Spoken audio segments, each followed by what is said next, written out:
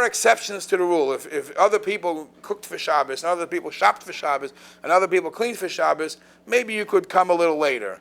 But it's still preferable that nothing should be done after Chatzos. That's what it's brought in halacha. After Chatzos, Friday, it's preferable that your mindset is for Shabbos. Now, this is also a gray area because a lot of people travel and they want to travel on Friday, and the plane takes off before Chatzos. You're going, okay, so and the bottom line is it also says, so a bacher, take an example, a bacher in yeshiva. A bacher in yeshiva, the cook in the yeshiva is doing everything. The cleaning crew is cleaning. He comes like Donald Trump So what does this not apply to him? So you also have to understand that there's something that the bacher has to know.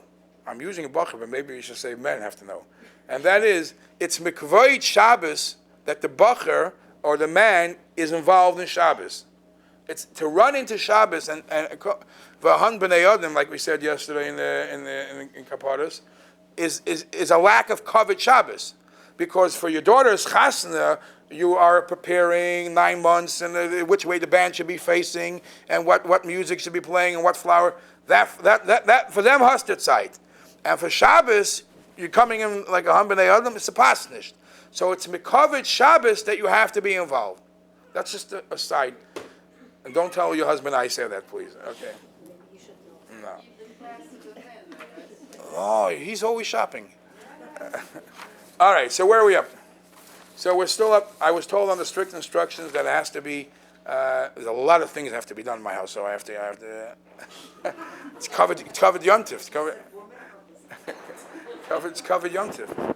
Okay, so let's do one more. I'm trying to stick before, obviously Friday, all the shilas of Shia and Atmana, the Blech, and all those questions are all Friday questions. But it's a Friday question to protect Shabbos. Because the second, boom, Shabbos kicks in, then you have a question if it's Bishul, then you have a question of if you have a Blech, not Blech. But those are all preventive medicine. You might stir the fire, but that's a whole other league, and that would take forever and ever to learn the Shia and the Atmana and the Chazara. But let's stick to not common stuff. So we have Friday. Let me tell you another interesting halacha, and you're all going to laugh.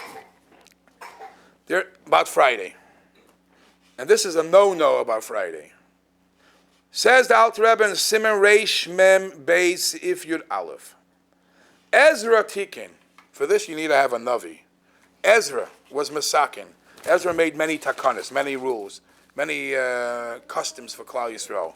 So one of his takanas was Sheyehu mechapsim begodnim b'chamishi b'Shabbos.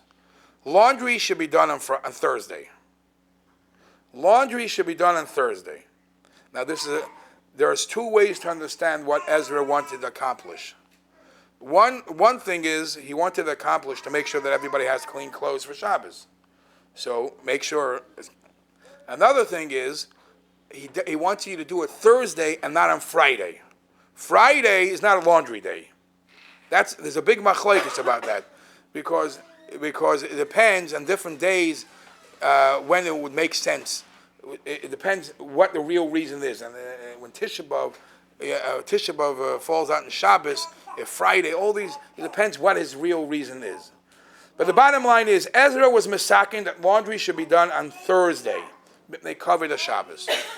Kidei, lil vaysh levanim b'Shabbos, everybody should have clean clothes on Shabbos. Avol be'erev Shabbos, ein pnai l'Chabbos. This is the words of the Alter Rebbe. Friday, there is no time to do laundry. They have to be involved with Shabbos matters. So obviously, Ezra wasn't around when there was washing machines. He didn't. By him, in his times, it was a time when washing wasn't going to the water and with the shmatas and the buckets and all that. It took forever and ever. So the poskim of today say that today's days where it's just throwing it and spritzing some stuff in there and that's it, and just press a couple of buttons. you might be able to be lenient. Yet, it depends what's for. It depends what the real reason is. If the real reason is it's time consuming, maybe it's not so time consuming. If the reason is you have clean clothes, maybe you could. But it's still suggested that if you're able, I'm telling you what the Achronim say, it's still suggested that if you're able, don't do it on Friday. Do it on Thursday because we're old school. This is what Ezra said. All right, the last halacha. And I'm going to finish this because this is a comparison to Aseres Yemei Tshuva. There's one halacha that Aseres Yemei Tshuva and Friday have in common. Yeah? Oh, I thought you were slugging me up.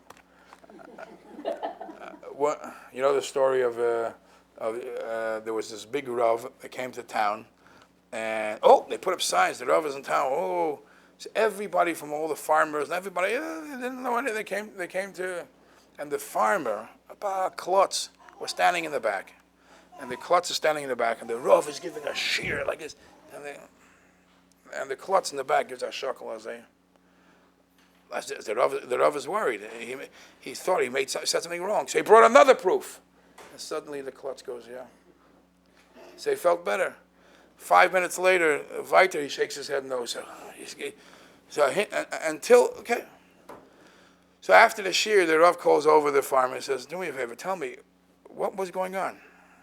Did you understand the shear? How was the shear? He said, Rabbi, I'll tell you the truth, I didn't understand the word you were saying. So he says, what was the shaking your head? He says, I'll tell you the truth. I lost my goat. I came into the shear, and I give a look at you. You look mamish like my goat.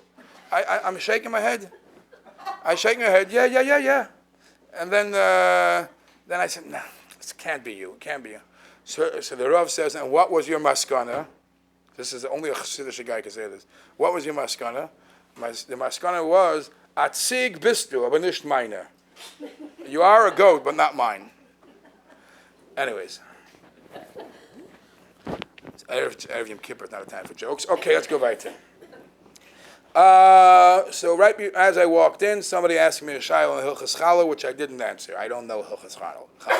But however, I want to tell you what it says in Shulchan Aruch. It says in Shulchan Aruch that it's preferably mikovid Shabbos to bake challah. It's preferably noyegen lalush kol echad beveisoi lases mehem lachmin liftzoi aleim Shabbos v'loy likach min hashuk. Preferably not to buy from the store. Why? The davar zeh mikvoid Shabbos v'yontiv ve'ein l'shanes haminig. So why is it that so many people don't bake? So the answer is because today's days you could buy, it's more accessible, you're able to buy, and the ones that you buy in the store, why is home baked covered Shabbos? So if you're saying it tastes good, the other one tastes as good. If you're saying covered Shabbos means that you put effort, shows that it's important for you, that is something there in the challah baking that you can't get in breadsmith. But if you're saying that it's covered Shabbos, you have good tasting bread, so today's days a lot of people are makel, and they say as long as you have fresh challah, good tasting challah. Others say that it's special to do your own challah because when you mafresh challah, you make a bracha, and chava was created on Friday, and he comes to the Eresh Olam. So obviously, if you're able, it's a plus, it's a bracha. But as we see, the minig for many people is they buy from the store. But what I wanted to compare to Hilchas Aseres Yemei Tshuva is it says that people on Aseres Yemei Tshuva, there's a clear din. If somebody during the year is more lenient in certain halachas, let's say cholavakum, let's say pasakum, halachically there are ways around it. You're a perfect Jew. But it says in Aseres, even I understand even the OU and OK and the Star K, when they make their lists of Pasak and Pas Yisrael, they say this is good for all year around, but not for Aseres Yemei Tshuva. They said, hey, right, because Aseres Yemei Tshuva, even those who eat Pasakim all year should not eat this, right? That's what it says about Aseres Yemei Tshuva. Here, about a Friday bread, challah, says the Alter Rebbe, the places that they eat Pasakum during the week, they eat bread that the guy baked, Now, obviously, for those who don't understand, a goy baking bread does not mean that he put in non-kosher ingredients. If he put in non-kosher ingredients, it's prohibited according to all opinions. It means that there was 100% kosher ingredients, but no yid had part in the baking. That's what it means. Okay, so if somebody is laxed on eating and having pas akum during the week, toiv lizar shleilecho b'Shabbos v'yomtiv. On Shabbos v'yomtiv, only eat milachmim haksherim shenilushu bebeisoi. Shezeu covered Shabbos v'yomtiv. Because part of covered Shabbos v'yomtiv is to move it up a notch, to show Shabbos is special. And the way you show Shabbos is special is in the types of food that you put in a little effort, and you went a little better above the letter of the law. Anyways, I want to be Messiah with a geschmack of art, because we are all these times of the year we all look for good things for the Eibishter to give us a ksivus simetayva, gmarch simetayva. So there is two shilas. One shaila is on a bracha that we make before Yom Kippur, and one shaila is on a bracha that we make after Yom Kippur. Before Yom Kippur, tomorrow afternoon, mincha time, we're going to say in Shemoneh Esrei, Baruch Aleinu as Hashana Azos. It's one of the brachas in Shemoneh Esrei, which says, Hashem, please bless this year. And the question is obvious. Tomorrow afternoon, there is only about 3-4 hours left to this year. How are you saying Baruch Aleinu as Hashana Azos? That's the shaylat. Rosh Hashanah, whatever, it could be said for Erev Yom Kippur also. So, and the answer is that from here, Chassidish Rebbe say you could prove that 1 minute is a year, even if you have 1 minute. One of the Perushim on Yoina says a fascinating pirush. He says that when Yoina suggested to the sailors to throw him over, he uses the words Sa'uni vatiluni elayam. Please lift me up and throw me into the water. Why didn't he just say Hatiluni elayam, throw me into the water? Because Yoina wanted to show them how precious every moment is. Every moment of life is. Sa'uni, please give me one more moment of life, and then Hatiluni elayam. So anyways, for now, before Yom Kippur, the Shana Azos teaches us that 1 moment is a year. But the question is at the end, Ma'ariv. Right after Yom Kippur, we are in the high, we davened 5 tefillas, we did Ne'ilah, we did Napoleon's marriage, we did everything. And then right after by Ma'ariv we go, Slach lana v'ino ki chatanu. We didn't even have a chance to do anything. What is the sin that we are referring to on Ma'ariv? Ma'ariv Matzah Yom Kippur. So I saw a beautiful, beautiful pshat. What is the Aveira that we're referring to? The Aveira Matzah Yom Kippur that you're asking Mechila for is, I ask Mechila for not believing and believing enough that Yom Kippur is really Mechaper. If I really believe in Yom Kippur enough, I would feel free. I would feel like, Hashem took the big load off of me. I'm not sure that I really believed that the Eibishter was Mechaper me on Yom Kippur. So Slach lana avinu kechatanu, so we should all have the commitment, we should all have the true emistic belief that the Eibishter will give us a ksivach simetayva, gmarch simetayva, and he'll take us to the Mashiach Meher V'Yameinu.